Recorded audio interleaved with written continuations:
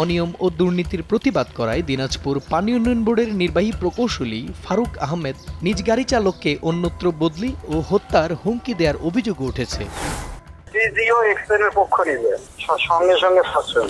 অফিসকে সবাইকে বলছে আপনি অফিসে কোনো তথ্য ফাঁস করতে পারেন না এবং সার্ভিস বুকের লাল কালি। এই যে শরীফুল না কি যেন নাম দাঁড়িয়া পানি উন্নয়ন বোর্ডের এটা একটা সিটার, এই ধরনের লোকের জন্য বহু মানুষের মনে হয় আমার ক্ষতি হয়ে গেছে।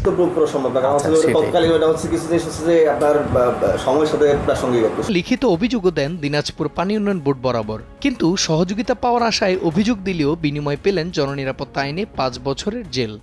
বাতের কাজের সময় 2টা ছেলেকে জন্য নিরাপত্তা আইনে দিয়েছিল মামলা। আমরা বাধা দিতে গেলেই তো আমাদের সমস্যা, কেস মামলা খাইতে হয়। চাঁদাবাজ বলে মাজাপাড়ার একটা ঘাগড়া ছিল, এখানে কাজ সেইভাবে হয়েছে।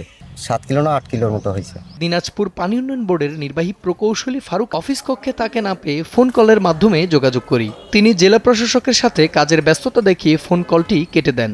আপনাদের বিষয়গুলো এরকম মনে হচ্ছে, মানে প্রি প্ল্যান টাইপের বিষয় মনে হচ্ছে।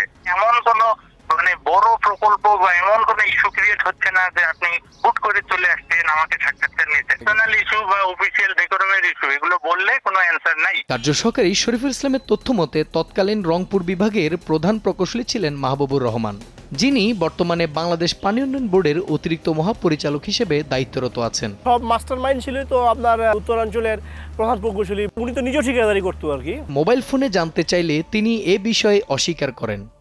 পুরো ভুয়া, কোনো সচেতন। আর মন্ত্রণালয় থেকে একটা কমিটি হয়েছিল, ওই প্রকল্পের আমি পিডি ছিলাম না। আমি সিভিল ইঞ্জিনিয়ার হিসেবে আমার যেটুকু দায়িত্ব ছিল সেটুকু আমি পালন করছি।